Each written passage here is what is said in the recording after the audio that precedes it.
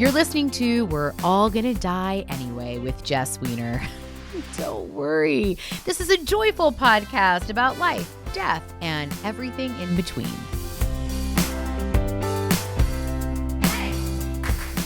This might be both the easiest and the hardest intro I will do on this show because today's guest is really my heart. He is my best friend. He is my beloved. He is my husband of 7 years, Felipe Lopez. And this would be the part of the introduction where I tell you who they are and how we met. So this is what went down. Felipe is originally from Mexico City. He's been in the U.S. over 20 years. We met when he was managing an apartment building and doing some construction work and some beautiful high-end finishes on homes that were being built. And I was living in that apartment building because I was in a relationship with somebody else. So our beginning of our relationship sounds very scandalous, but it wasn't. I just knew him as a friend. I thought he was so sweet and kind. We had lovely spiritual conversations, but I was with somebody else. So we knew each other for about 5 years before we ever got together. And much like I talk about on this show, our connection was indeed immediate. We had dinner, I think, on a Friday in November. We were eloping on a Thursday in April the following year. So we eloped after 6 months of dating. We then had a big family wedding. His side of the family, all Mexican. My side of the family, lots of mix of people from the East Coast and a big Jewish wedding. So we had a kind of a wonderful hodgepodge of, you can tell our wedding by our food, right? We served huevos rancheros and bagels and lox. So that's all you need to know about the Wiener Lopez wedding. But I fell in love with Felipe for so many reasons. I don't have the time to even tell you all of them right now, but what you'll see about my husband and what you'll, I think, appreciate about my husband is he just genuinely is one of the most loving and lovable human beings I've ever met. He just does not have a bad bone in his body. He is kind, he is gracious, he is smart, he is curious, and he has evolved in so many ways in his life. So I met him as a building manager, but he is now this incredible artist who works in wood. He makes wood furniture, beautiful handmade furniture, no nails, no screws, this kind of old school artistry that he both taught himself and went to school for. He is just this really creative, juicy little soul. So he helped to build and design this little studio we have going on. He helped to build the beautiful sound panel boxes that we have around us. And when I told him about the idea for this show, which of course I told him many years ago that I was thinking about doing this, and then when I really got the courage to make this happen and make a commitment, he jumped right in, which is really what my husband does. He jumps right in to champion everything I do, hands down. So when I asked him to be a guest on this show, he sort of paused for a minute because doing an interview like this is not what my husband does. He is a wonderful behind the camera person and a cheerleader. He doesn't often get to speak publicly or share and tell his story, but he has such an incredible story to tell. And so one of the things that I thought was so relevant about our conversation is because of his upbringing in Mexico and the kind of family that he comes from, he had a very specific experience with toxic masculinity, with this kind of machiste culture that encouraged boys not to feel their feelings and to kind of be this sort of macho energy in the world. And I think Felipe was really just born into a little spirit that is not that and struggled quite a bit with reconciling how to be a man in the world.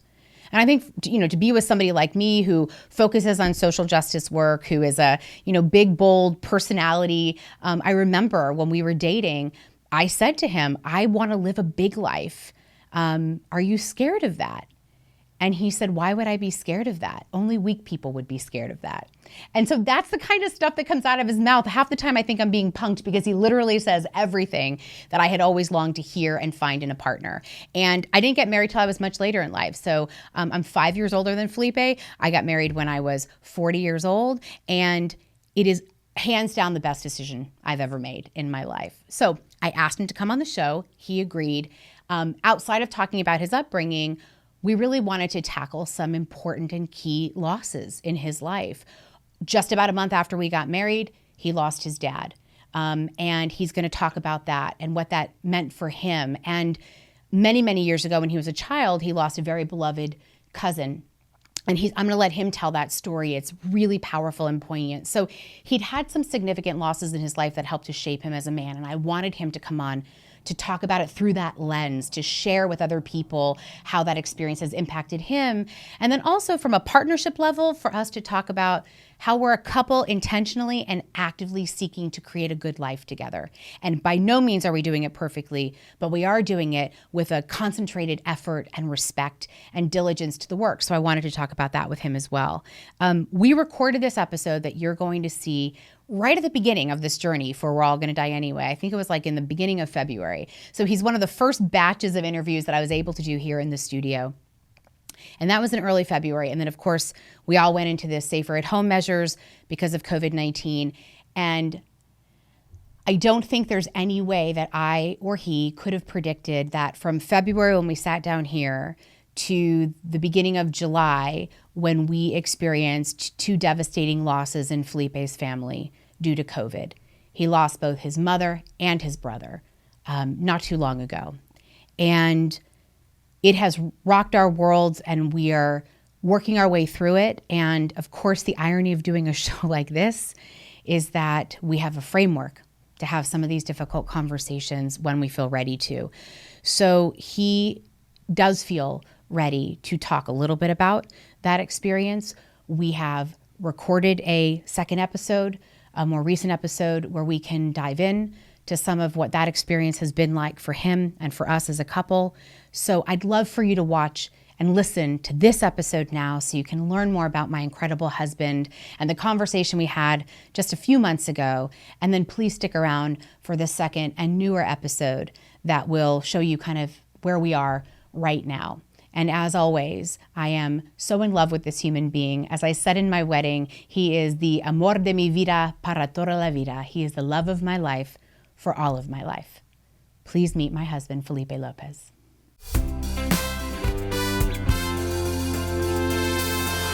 Hi, Felipe. Hi, Jess. So this is the first time we've ever really done anything like this. Yes, it is. And how are you feeling? Are you nervous? I am a little bit nervous because there's 3 cameras pointing at my face. I know, but you're so cute. Okay. Ooh, I just love you. Okay, what were you most nervous about thinking about coming on and doing the podcast today? I think I was not nervous. I just didn't know what to expect. I think once you are in the moment that is happening, then is when the nerves kicks in. Yeah. Are you nervous now? Yeah.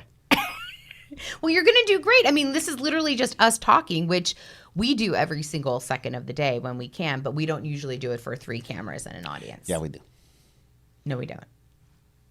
Oh, no, we don't do cameras. We don't do cameras, but yes, we talk about a lot, you and I. We do. We do talk about it. I love you. You helped to make this studio happen. You built these beautiful light panels and soundboards. Yeah, that was a very happy project. And this is really cool. So we've been talking about doing this podcast for a long time.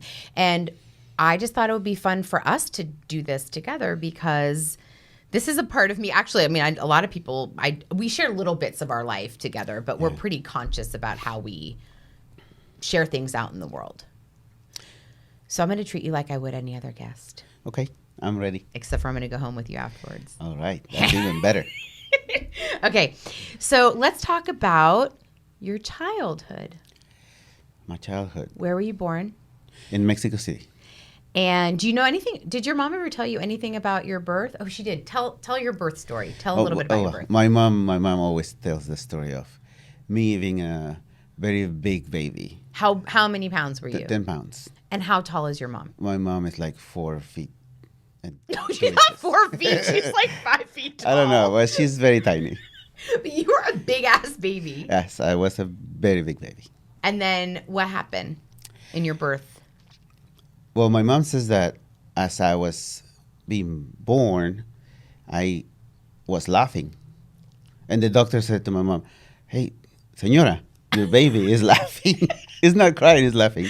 I just think, baby, anybody that knows you just like will believe that to be true because you are like one of the sweetest, most joyful humans in the planet. But the fact that you were a little chunky baby laughing, ooh, I love you. Well, I guess I was happy to be born in this very messy world. Yeah, happy to be born in this messy world. And the doctor had to pull you out with forceps. Yeah, that was I have a scar here. Yeah, on the little side of your head. There's like a little space where the hair doesn't grow. That's because I was such a big baby that he had to pull me out basically. Oh my gosh. So you came out of the world laughing. And if you could think about your childhood in 3 words, first 3 words that come to mind, how would you describe it? Curiosity, kindness, and need. And need. Why need? Need of attention. Why? As a middle child, I was the third of 5, so it was kind of hard to get attention. Got it. Like Like- middle child syndrome in that way. Also, kind of like alone time with my parents Yeah. because they were either worried for the older ones or taking care of the little ones. And so you kind of felt ignored sometimes. A little bit. Yeah. Yeah. And what about kindness? I think I received a lot of love from many different directions. My uncles, my grandfathers, and grandmas. I used to kind of live in different places. Yeah. Since a very different. You live with different family members at Yeah. different times. Yeah. And then what about curiosity? Because I think that's a good word to describe you. But you describe that of your childhood. Why? I've been always very curious. I love how things work.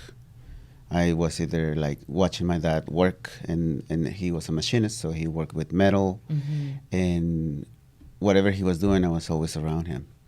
I was always trying to figure out how he did that, how he welded something, or put a piece of metal in the machine, and how he turned it into something usable. So Yeah. that was fascinating. You've always had this sort of creative engineer mind, which is you like to know how things are put together. Like you can look at anything anywhere and you want to like take it apart and put it back together. Exactly. And you were like that when you were a little baby. Kind of like that, yeah. I destroyed everything and I put it back together. Try to. And so now when you think about like, so you grew up in Mexico, you live with different relatives. Your dad was a machinist. Your mom also worked at a time, right? When women in her community didn't work often out of the home. What did your mom do? Well, my mom was the most educated of my family, and also of her Formally educated. Formally educated from her generation. My dad never received a high level of education. He only went to 7th grade kind of deal, and but my mom was able to be in nursing school, and he graduated, and she was able to take care of us many times. Yeah. There's an amazing story about my mom in Mexico. When they started living in the region where I grew up, there were no education. I mean, Vaccine? health system in place, Okay. and kids were dying of normal illnesses and things because vaccination was I not remember you saying accessible. that. And my mom, because people were coming to see her, my mom went to the nearest clinic and pulled the doctor out, and she said, "You have to give me those vaccines." Somehow she convinced him to give her a bunch of boxes that she carried home in a little cart where she used to go to the market with, and started administering vaccines to people in the neighborhood. Basically, she's Just on her own. On her own. Yeah. She put a little sign out in the door, and please come and vaccinate your children here.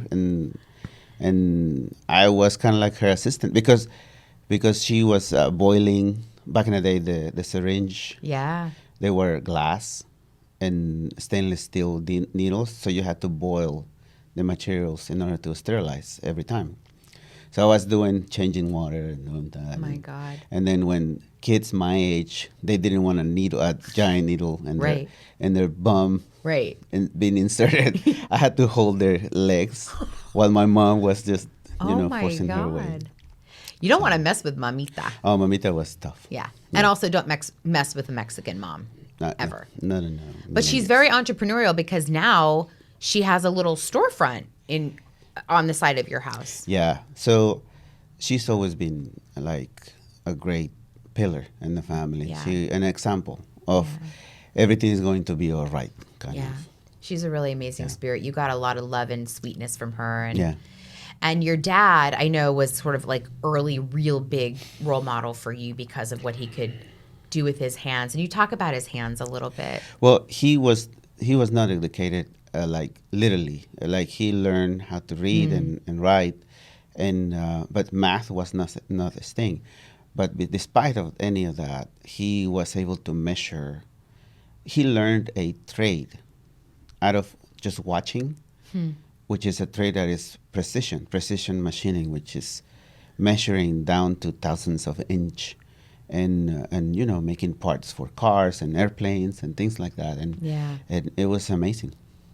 The first time we had a date, like a real date, you talked about your family for how many hours? About 3. I really liked you that night. You did. You talked a lot about your family. Yeah. But that's how I got to know them, because you were separated from them for quite some time because you came to the U.S. when you were 17 and lived here with your sisters here. But, your rest of your family was in Mexico and you were away from them for a long time. So when you now think back on your childhood, like being the adult person that you are now, and you think about your childhood, what do you learn most about your childhood now? What do you take away most about your childhood now? I think how I was able to create my own worlds in this huge world.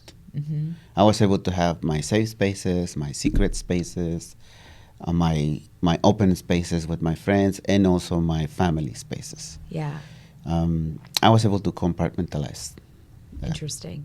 So even sometimes maybe that being ignored as a middle child kind of served you a little bit because it kind of helped you create your own world. Like, how do you entertain yourself? Well, it forced me to also to seek. Like, for example, out on the street, we lived in a tough neighborhood, and kids out on the street will cuss, and I will be, the street kid. I will cuss all the time, but as soon as I will step in the house, nobody will cuss. No, like it was like strict, no bad words inside in the house. But I was able to balance both. So you put on lots of different identities in that way. Yeah. So, it's really interesting because when we got together and we started talking about like the education differences in our lives and your own education journey, right? Like, because you went back to college when you were 34. Yeah, which is crazy. I remember that. We're going to talk about that. I want to talk about like how we got there. But I remember, you saying like you had gotten to a point in school where you kind of had reached a limit, and it was tough where you were growing up for boys and for young men to not turn into something more violent or to not. Oh yeah, well the neighborhood was tough and violent, and a lot of ignorance and a lot of stereotypes were like. It was very well. We lived in a society that was macho driven, right, and entrepreneurial also. So the son will follow the steps of the dad in the business, or the family business, or the family trade, whatever it was meant to be. And but I always seek for something else. Yeah. Because even though I had the support of economically from my dad, it was never an emotional or a real like go after education kind of support. Yeah. There was never an example because nobody in my family did. Well, that's one of the things I remember the most when we got together. We were talking about how you were really good in school though as a little kid, and the story about how you like if you got like a certain like it wasn't it like something where you got straight A's and your dad had promised to get you a computer. I remember 6th grade. I was working really hard, and I got like top on my entire school. I was the smartest kid in the school. I got a recognition. I came home and I was jumping up and down. My mom gave me a hug. My dad was busy. He was like, "Oh, that's good for you." And then he would just turn into his machine, and he didn't have any understanding as to why that was so important for you. Yeah, and I was very upset. And I said to him, "Hey, I really want a computer. I really want to have a computer. These new machines that everybody is talking about, and I've never seen one physically, but I just saw it on TV." And I said to my dad, "I really want one." And he said, "Okay, I'll get you one." But only if you go to school and you get straight A's. So that day when I came with proof that I was that bright, he didn't even do it, and he never bought it. I know, but that was really painful for you because you were a really curious kid, you were a really smart kid. And you just didn't have some of those role models in your family to know how important that formal education could be also. Yeah. That was a little bit of heartbreak. Yeah. Or a big heartbreak. But and in the moment you're a kid, you're thinking, okay, he might not have the money, or he might just have different interests.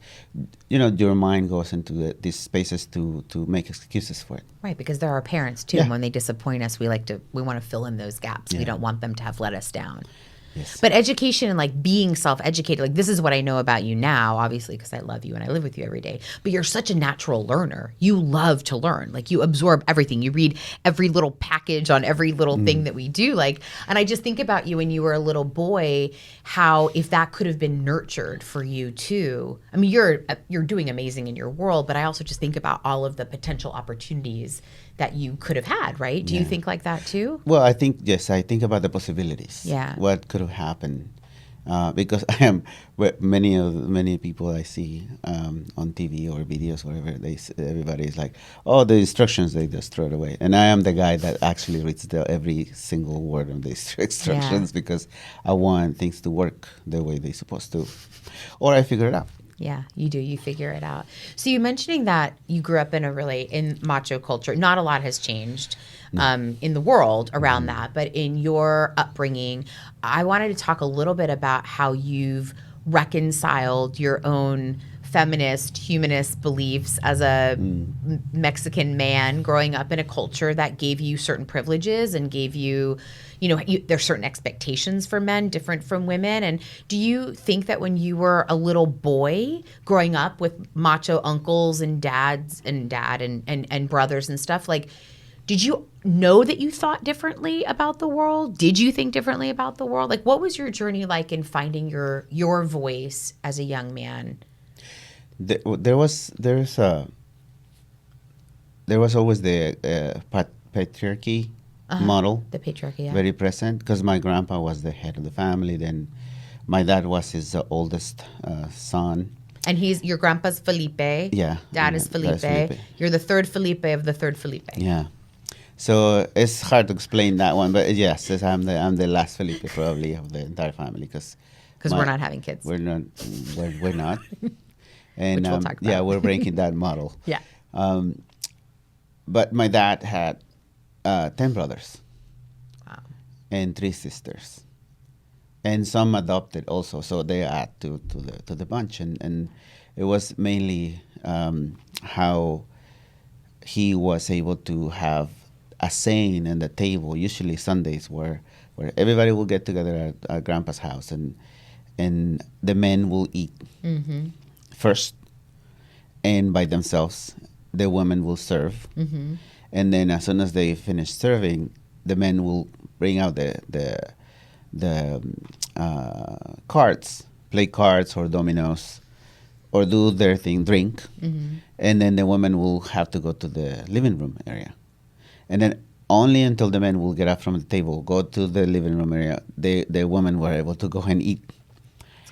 So it is crazy, and as children we were able to roam around and do whatever. But there was a definite children. distinction between men and women and what was allowed and not allowed. Yeah.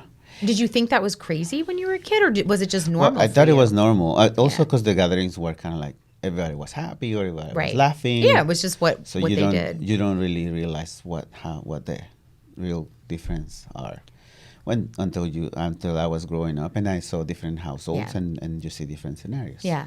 And now I think about your family because, your family's changed and grown so much too. And we have like a lot of strong women in the Lopez family now. And those dinners don't look anything like that. No way. I'm thinking of my Tia Cruz in particular. Oh, yeah, especially Tia Cruz. Yeah. Who will just she doesn't take any shit. Oh, no. She loves me. She does love you. I love her. She loves me because we curse together. Yeah, you curse together. You know all the bad words in Spanish, and she gets really, really happy about that. But that's changed a lot. But I also know, just knowing you, that we talk a lot about masculinity and toxic masculinity and how that, even though that was normal for you, it didn't feel good for you sometimes to be a boy or a man seeing women treated differently or seeing expectations for men be so extreme too. Yeah. First, there's the suppression of feelings. Yeah. As a boy and being in this man world, I was 8 when my grandpa, because he had a farm, and everything that we ate was slaughtered at home. Basically, we had either chickens or pigs or whatever. So I was 8 years old when I had to kill my first pig by myself. Let's just go in the pen, Horrifying. go and kill it. And it was a huge animal. And nobody talked to you about what that was going to be like? You just watched your grandpa do it? I watched them do it, like all the guys doing by themselves, but they were bigger, and then my uncles and everything. Right. And that day was my grandpa was like, well, you have to go in and kill it. And I was like, no, I don't want to. But I had to, anyway, because I had to prove myself to them. So I did it, and it felt horrible. I smelled like pig for like a week, and it was bloody. It's and also traumatizing. It was traumatizing, yeah. I mean, I know lots of people who farm, like that's a normal process of life, but to also have that hinge on being a man. Yeah. When nobody's really talking to you about all the other ways that you could be a man. Do you think that your journey like towards, because you describe yourself as a feminist. I didn't put those words in your mouth. I think I've begun describing myself as a feminist since I was able to, well, first I had a loving relationship with a wonderful woman, which is you. And that I had started identifying those factors that make me a feminist, because before I didn't see them. Right. I was part of this world and role of society that defines you as a man. Yeah. Like being tough, being and how many quiet. women you sleep with, and you have to be heterosexual, Exactly. and all of those limitations, and you can't feel. The suppression of feelings was a big one when we first met. Yeah. Because you were like the sweetest, yummiest, like just a delicious person. And you're remember the first thing I said to you when we met that night? I was like, I just kept saying, you're so sweet. You're so sweet. Yeah. Because you are. But like the fact that there was a risk of that being beaten out of you or pushed out of you, or, it's hard for me to imagine. I think about all these other sweet boys that can grow up to be good men who don't get that chance. Yeah. Well, my cousins, when I got to see them after so many years of living here, and I come and I hug them and give them a kiss and a cheek, they will push me away and they'll be like, "Hey, don't be gay," and I used to be like, "Oh, relax, right. I love you. That's why I kissed you." Right. Because there's deep homophobia built into the macho culture as well. Will you talk about your cousin David? Because when I know about your upbringing and what I've learned about you, this story I think a lot of people can relate to, because you had a male cousin named David who you were very close to, who taught you a lot about love and acceptance at a very, I think, tender part of your teenagehood, right? I think that David was a very special human. He was so special because it makes me emotional. I know. When we were teenagers, he was always. I knew he was gay since we were little kids, and but he always had to pretend. He always had to be like macho, and he always had to, especially in front of my dad and my uncles. It was like, but every time we were by ourselves, we will go into the city. We will go to museums. He will show me culture. He taught me a lot of about. He liked to read poetry. He liked to, beautiful writers. That he taught me how to be curious about literature, good literature, and we will share thoughts, and we will go to the roof of my house, and we started smoking cigarettes, and we would smoke and just talk about life and things, and he was sweet and kind, which I never had with my other cousins. With my other cousins was always like, who's the toughest, and rough. who has the most girlfriends, who was like, but David, I could open up my heart to, and he was the first that said to me, "I really love you. You are a good person."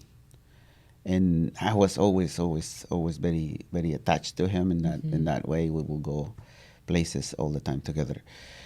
And unfortunately, he had AIDS. Right. He when he was 17, he came out, and it was very traumatic for him, and because his entire family and my family they rejected him. Yeah.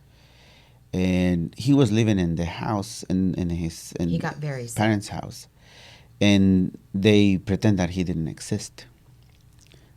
Even my aunt said, "Well, I don't have a son anymore," because because nobody understood. Right.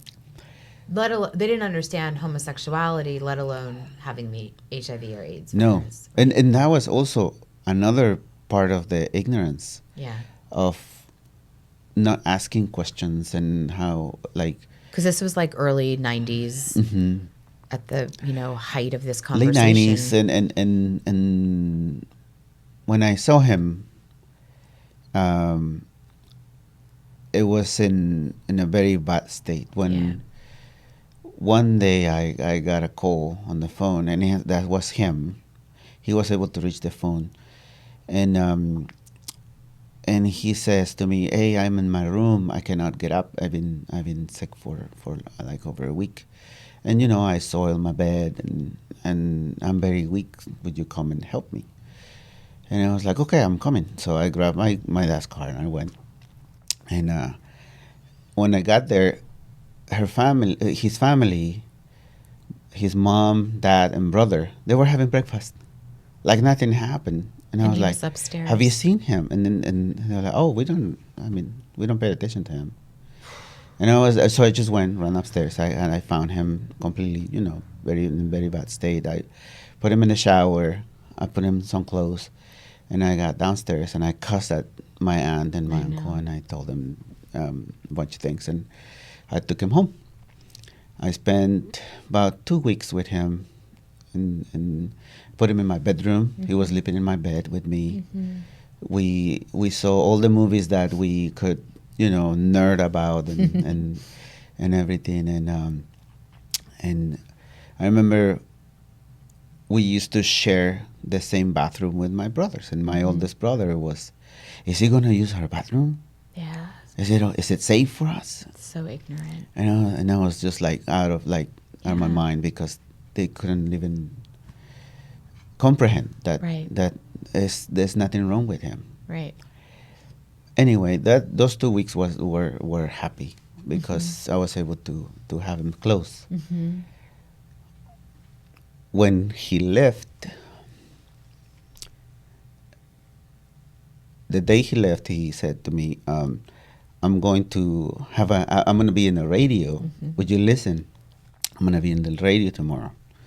And then after that, I'm going to go to the hospital because I need chemo. I need a round of chemo because he already had some sort of cancer in his lung. He had cancer and he had AIDS. And I was like, okay. So I listened to his show. And a week later, he passed. He couldn't take the treatment. What did he say on the radio show? He talked about his experience of how he contracted AIDS. He wanted to raise awareness, right, for young men that were in the same kind of cloud of secrecy, homophobic environments and stuff. I was very proud of him. Yeah. And that was the last time I saw him. Yeah. But he left such a huge space in your heart, right? And a model of what it could mean to really love another man as men, I remember when you told me that story, and I'm so happy that you shared it now, because I think that tenderness is what is manly. Don't you? I think that kind of tenderness and love we squeeze out, beat out, shame out of our male children and the men in our life, and it's just been such a vital part of who you are. Well, I think a lot of us men, or at least the ones that are feminists that I consider myself, and we're tired of that stereotype of the guy that has to be tough and macho and okay with the toughness and hard feelings, and we all need love and tenderness. Yeah. Especially little boys. I think so too. I think in so many ways, when I think about, I love you so much right now. When I think about us and our marriage, we got married later in life. I was 39. I'm 5 years older than you, right? So you were 34. Yeah. Or I got married when we were 40. I think I had just turned 40 because we got married over that weekend. But we waited a long time to get married. Yeah. I mean, in our life, not with each other. We actually got married pretty quick. We went on our first date in November of 2012, and we eloped April of 2013. Yeah. Yeah. And then we got married with our family. So we went to wine country, and our best friend Kenny, my best friend Kenny, and now your best friend Kenny, because I'm sharing him with you. He went up and he got to be our witness. Yeah, we love him. And then we went to In-N-Out. We got married in the Santa Rosa courthouse. Yeah. It's very funny because we were getting married. As we were getting married in the courtyard, there were contractors going by with their ladders and their wires. Yeah. And it was very casual. Yeah. But then we went to In-N-Out afterwards. Then we went to In-N-Out, had milkshakes and which burgers. I highly recommend if you're going to elope and with In-N-Out. Yes. And then we got married with both of our families. So I have pretty like northeastern, New York Jewish family. Yeah. Florida is well represented, and your family's mostly in Mexico. And we put all those Wiener Lopez's together for 5 days. It was a lot of fun. It was a lot of fun. And we had something really interesting, I think, when I think about like our marriage and getting together, I think on paper, we have such different backgrounds. We come from two completely different worlds. We speak two original different languages, right? We grew up really differently. But like when we met, there was just something, I just knew you were my person. Did you know I was your person, or did you just want to sleep with me? I was very curious about you. Well, of course, I wanted to sleep with you, but it was this woman that was able to listen to me for 3 hours talking about my family. Yeah, it's got to be somebody very special. Somebody very patient. And patient, no, but special. No, because, I just really because also you. That conversation led me to believe that there was somebody there that cared.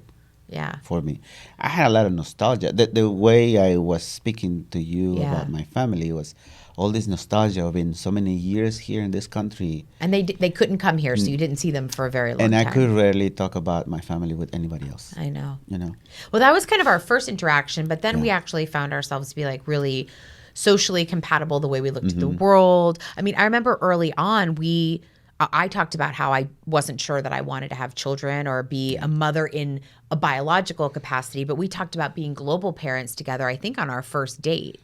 Yes. And like, that wasn't a weird thing for you, was it? It wasn't. It was just a normal conversation. I think we were exploring what our opinion about family was. Yeah, and also I had an assumption, quite honestly, that like if you came from such a large family, you would probably want to have kids. Oh, I had the pressure on. But you didn't really always want to have them either. But no, I was not, because I was really trying to understand what it really means to have a little human come to this world. Yeah, and we talked being about in charge of it. Yeah, and we talked about being a global parent and how what that meant for us would mean that we could be in the lives of children all over the world, including our nieces and nephews, but we knew we wanted to do a lot of humanitarian work, a lot of philanthropic work. And I just felt like always more drawn to like the Oprah-like otherhood, right? Like the, like auntie, role model, teacher, mentor, favorite, person in that way, mentor, but never like really, I mean, we've talked about motherhood and fatherhood over the course of our marriage, but I think one of the things that I was so like moved by when we did talk was that we both shared very similar worldviews about how we could do something different from how we grew up. Yeah, and I think one conversation that we had very early also, I think it was our second or third date, you said to me, I really want a big life. I'm ready for a big life. And as I was understanding what your work meant, what you were doing, that was probably the first time I learned the word entrepreneurship, which I didn't have it in my radar. Even though you come from a family of entrepreneurs. Even though I was one, because I had my own business. Yeah. I was like, And then you asked me, are you intimidated by my career or by me? And then I said, well, intimidation is kind of like a sign of insecurity, and I'm very sure that I want to be with you. So that led to feed that curiosity more and more. I know, but that's also really one of the moments where I started falling in love with you, because you didn't have to think about that answer. Yeah. You just said that answer. And I, just coming from being, like, I had been in some serious relationships. I had thought about marriage with other people. It never felt right. I loved my career. My career was a huge part of my life. And in this country and in this culture, you know, strong, powerful, empowered women are often taught that we intimidate the men in our life and that we have to play smaller. And I think by the time we met, I had been through so much shit that I knew more about what I wanted, and I really wanted to be seen for who I was, but I wanted somebody who would love to be by my side living a big life, whatever that meant. I didn't even really know what it meant, but I knew it was important for me to ask you because I didn't want to go further again in a relationship where I felt like that wasn't ever going to be on the table. Yeah. And then you just remind me of like one of those examples of how in my culture, or at least in my household, my dad was always intimidated by my mom's power. My mom was very powerful. She was, well, way more educated than him. Right. And school-wise. She used to use big words sometimes. And my dad will say, oh, don't use those words. I don't understand. And we used to kind of laugh. But now I understand that he felt intimidated by it. And he was putting her down to control. Exactly. And then he had to control her. Right. But even though he was a loving dad and everything, he had his insecurities. Yeah. And when I met you, I didn't have any doubts that I wanted to be with you. No, it was very natural. You know, I had been in relationships before, but I think, you know, there's always that thing that, well, at least girls get told this, I think, growing up a lot, like, you'll just know when you're in love. You'll just feel it. And I had been in love before, but there was nothing like when we sat down across from each other on that night that you made dinner, and I just was like, oh my God. Like, I love him, right? And we haven't really been apart since. We'll be married 7 years this year. Yes. And together just for 7.5. So not so long, but just so good so far. Yeah. And, you know, one of the reasons, I mean, obviously I love you and I share you with, you know, people that are close to us in our world. Well, this is the first time you're going to share me with a lot of people. I know. But I think one of the things that I know why you were supportive of me doing this podcast is we have talked about death quite a bit in our relationship. Obviously, when you love somebody and you fall in love with somebody, I mean, I don't know about you, but like I automatically start to think about losing that person and the fear I have about losing that person. But also when you talked about David, you know, when I've talked about Bobby in my life growing up, like moments of loss that have shaped us, you know, we got together and you were sort of not in great communication with your dad for a period of time. You hadn't talked to him for a number of years, really, right? Yeah. And that was an important part of healing in our relationship. Well, you encouraged me because you were curious about my dad. What is he like? Does he know that you have a girlfriend? Does he know that? And also, aren't I like the first non-Mexican person in your family? Basically, really? Like, well, there is a Chilean, right? Before you, I'm definitely the first, but definitely American, the first one that doesn't speak Spanish, right? However, aprendiendo español. Oh, sí, muy bien. Except, porque, I mean, no, I was going to say, what do I always say? I always do the same thing. I go, aprendiendo español. Mi esposo no practica conmigo. Exactly. You always blame me. I just blame you for not practicing with me. I've been saying that same phrase for like 6 years. Okay. It's okay. I can take that. All right. But yeah, you hadn't been talking to your dad. So you started encouraging me to talk to him every Saturday because when we were going out, we were driving a lot of places on road trips. Mostly north on the 101, and we will call my dad, and he will always answer and say, "Bueno." And Hola, Felipe. Hola, Felipe. And that brought us close. Yeah. Close. We were calling him every week or sometimes twice a week. And then I was doing it on my own. Yep. And we started just talking more. And then I started reconnecting with my dad. Yeah. Which is one of the biggest gifts that you give me with this relationship. Because your dad and your mom did get to come out to the United States for the first time. A couple of months before we got married, we started bringing them out on trips. We helped them get their visas. For his birthday. We brought him out. In October. Yeah, no, in August he came out. In August, yes, in August. And then we got married in end of October, November. And what we did at our wedding was different for some people, right? We had our parents walk us halfway down the aisle. Yes. And then we met in the middle. Yeah. And then you and I walked the rest of the way. Yeah.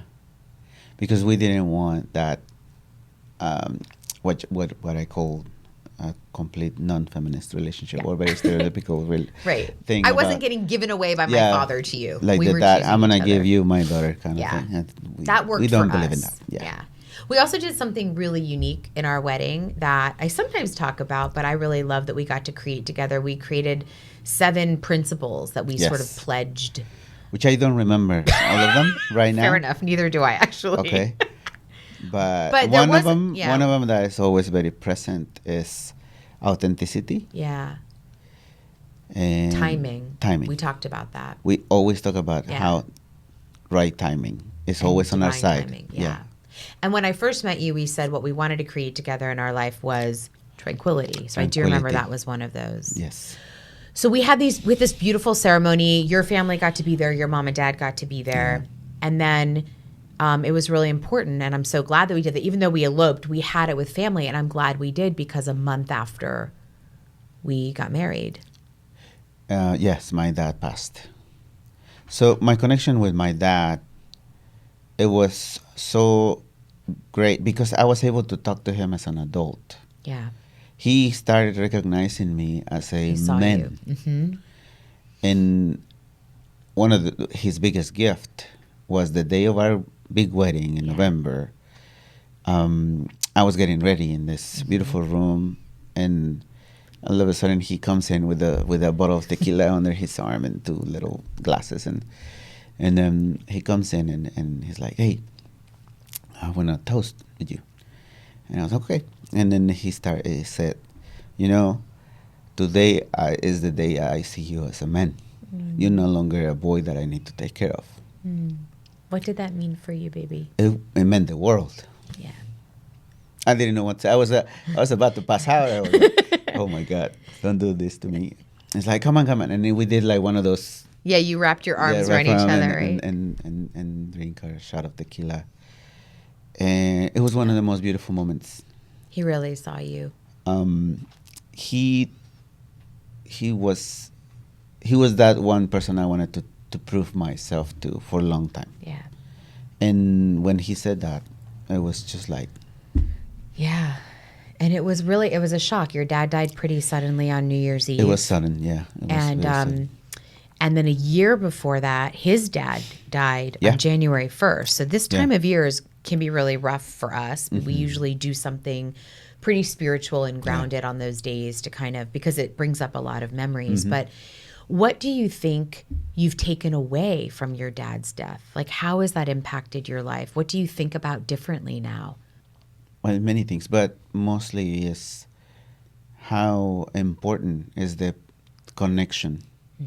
The connection is a authentic connection as adults, as functional adults, I Yeah. call it now. Yeah. Because I got to see like so much of my dad in so little. When he came to visit the first time, we were able to sit in the balcony and talk about tools and machines and just being like peers. Yeah. And instead of just he telling me what should I be or what should I do or what Yeah.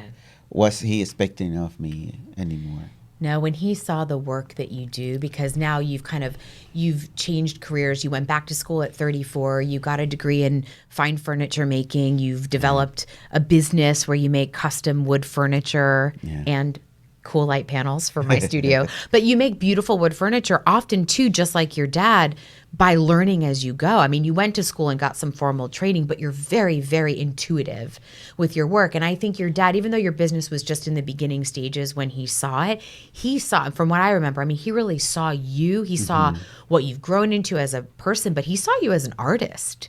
Yeah, I remember how proud I was. That one time we went to the beach. We were Yeah. working at Willie Nelson's house. Yeah.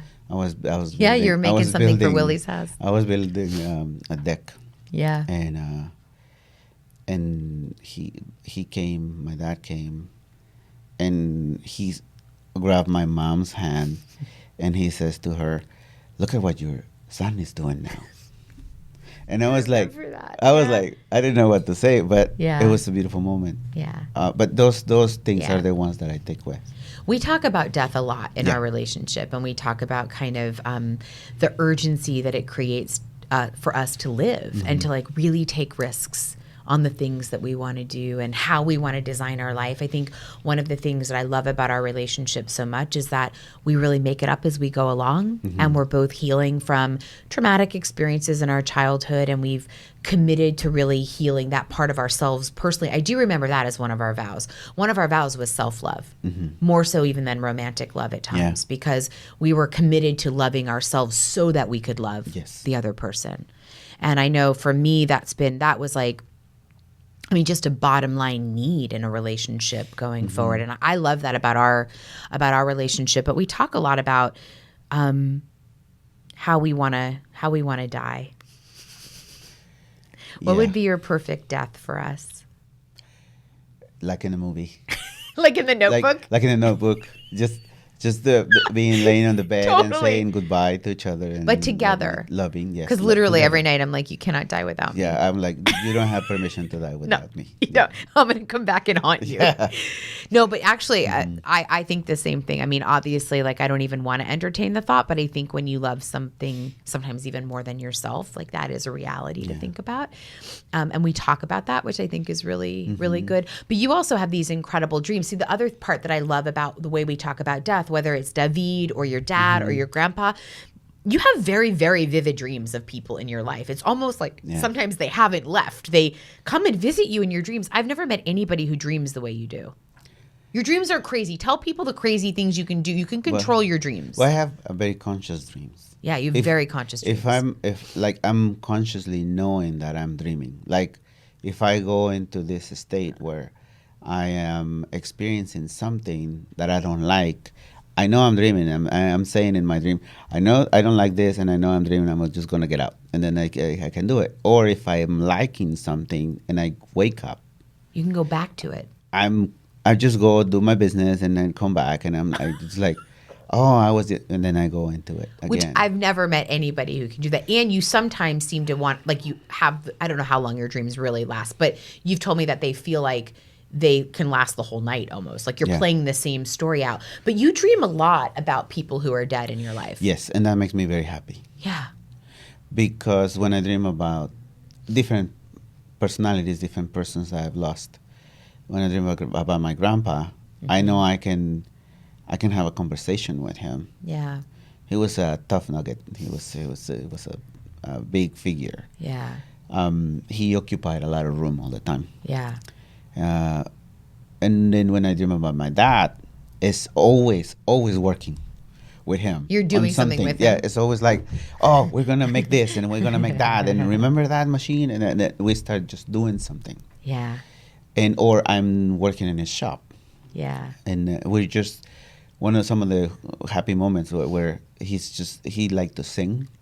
He sang horrible, but he liked it. And he always had the radio all the way up and singing while he was machining something. Yeah.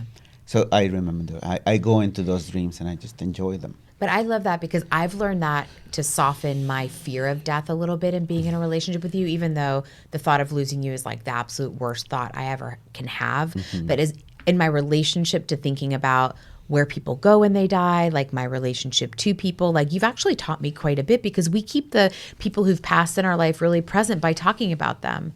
And there's something I think, we should talk about that also was like a really big part of our relationship, right? Which was Myra.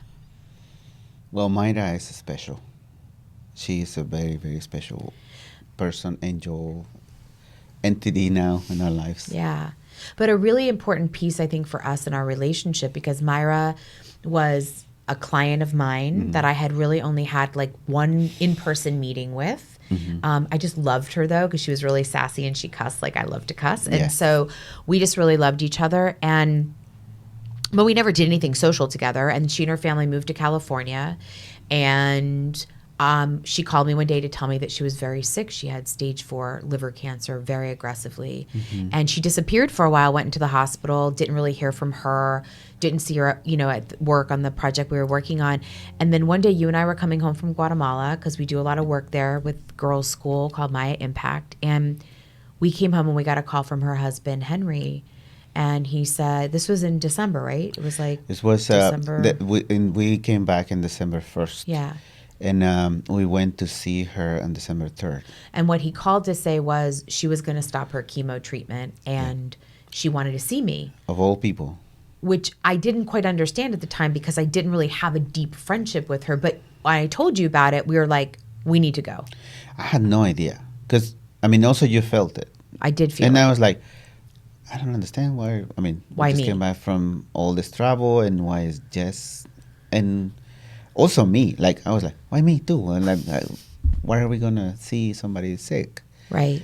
But we went that it changed day our lives. and it changed our whole life because we ended up spending the last 7 weeks of her life with her very frequently and getting to know and love her family. Well, the entire month of December, Yeah. we basically spent it With her. With her. As she was dying. That's what I tell people, like I became friends with somebody as they were leaving this earth. And you came with me that day and we didn't know what to expect. And we didn't even really talk about like how we might handle seeing somebody that sick. And I certainly didn't know her well enough to know her.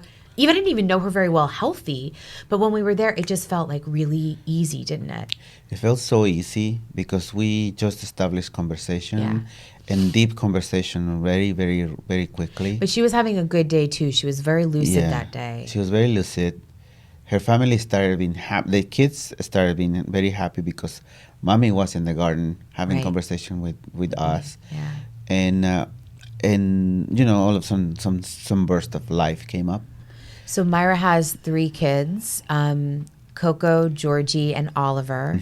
And we fell in love with them. And we became their auntie and uncle, right? Yes. So over the last couple of years, we've kind of merged. We're now this like hybrid Korean, Mexican, Filipino, Jewish family. Yeah. Which is crazy. But I think about like when we said we were going to be global parents, like this is what I think about a lot is that we had the bandwidth in our life and our relationship to have this new family experience. And none of us would have seen that coming. Yeah. And we embrace the flexibility that we have. Yeah. Because when Oliver needs a haircut, I can just close my shop and go. Well, Oliver's her son, and before she passed, she put us in charge of certain things. Yeah. So you're in charge of Ollie's haircuts. Yeah.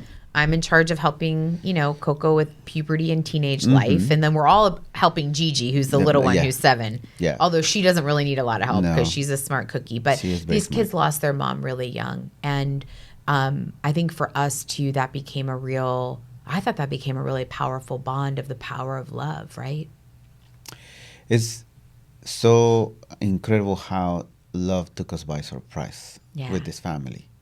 Because in a couple of weeks, we got to meet Myra's sister, which also has another 3 kids, a little bit older than the first set. And it was just connection, good energy. Yeah. They were going through a very painful period in their lives, but at the same time, it was magical. And they let us in, which is like so crazy. It never felt. I was worried that we were intruding in some way, but I really think that Myra called us to them, and I think she placed us in their lives and them in our lives. Don't you? I think she conspired big time in order to put us together because there was no way after she passed and after knowing them so well in a month. Yeah. After that, you and I, we were looking at each other. We were like, we're never going to leave them. No. We're never going to be not in their lives. No. And it was just as simple. I love them in some ways in the same way I learned to love you, like right away. I didn't even learn to love you. Like I just loved you. And we just loved them. Yes. And they became our family. They became, and that's one of the beautiful things about death. Yeah. Because it was something it is something so painful, but it teaches you so much about yourself, about the person that died, about life itself. Yeah. It's one of the most interesting subjects of humankind. Death is something very, very, like you said, I like to learn things. It's something that has taught me a lot. With my dad, when he died, and it was sudden, and I was feeling it. Remember that morning, I'm worried about my dad. You could feel him. I think he went to the hospital. Then I got the call. He passed. I was in shock. I didn't know what to feel. I didn't know if I had to cry because I was like, I cannot see him. I didn't experience that. Yeah. And then I learned that it comes and goes in waves. That's right. It's this wave of sadness. But then whenever I work on something that I'm enjoying, like earlier today, I was enjoying so much cutting dovetails in my bench, and I was looking at my hands, and I was just going like that, and I felt my soul going very swiftly and doing exactly what I needed it to do. Yeah. And I saw my dad's hands in my hands. Yeah. And I was imagining myself looking at him handling that saw. Yeah. So, and then instead of being super sad, I was super happy. Yeah. And you've taught me that too. You've taught me about grief by watching you grieve, and we've grieved together for a lot of things. And that you're right, the waves are a big part of it. But the grace in death is what I really embrace with you. We've seen somebody leave this earth. We've been shocked by people's deaths. I think for me, it's made me value so much our time together. And I love you. You're my favorite person. I love you the most. What did you say when we got married in the middle of our vows? I think it was to finish our vows. I said, I love you so fucking much. I love you so fucking much. Yeah. I'm so proud of my husband. That is not his thing. It's not. It's my thing. He definitely wanted to be a part of the show, and I think he's learning how to come out of his shell a bit more and share some of his life, which is so worthy of being shared. And I think I'm just so moved, and I'm so like tickled with how real he is. He's just always that way. He's just always there. The guy is like fully present, shows up, and just is there to live and to love. And man, do I feel lucky to be his wife and to be his partner in this life together. And we're building La Buena Vida. We're building the good life, the life that we want to have together. And I'm glad that I got to share a little bit of that today. I mean, seriously, just when I think I can't love him anymore, I love him more. I hope you enjoyed. He's awesome. You've been listening to We're All Gonna Die Anyway with me, Jess Wiener. You can follow me on Instagram, Twitter, LinkedIn, and Facebook. And you can also watch this podcast by checking out my YouTube channel for filmed episodes, behind the scenes footage, and all other kinds of amazing video goodies. And of course, you can always visit me at jesswiener.com. We're All Gonna Die Anyway is exec produced by me and produced by Lauren Chavez Myers. Our episodes are recorded, filmed, and edited by Jeff Franklin and Adam Lippert of B Film. And our original amazing music is by Becca and Destiny Petrell. As always, I want to send a special thank you to the love of my life, the amor de mi vida, Felipe Lopez. And if you love this podcast, please make sure to tell your friends, subscribe, and leave a review at Apple Podcasts, Spotify, Stitcher, Google Play, or wherever you get your podcasts. Most importantly, if there is something that stood out to you from today's episode, I want to hear about it. So if you want to share your own story, leave a comment, ask a question, please send me an email at podcast@jesswiener.com. I can't wait to hear from you. Bye, babies.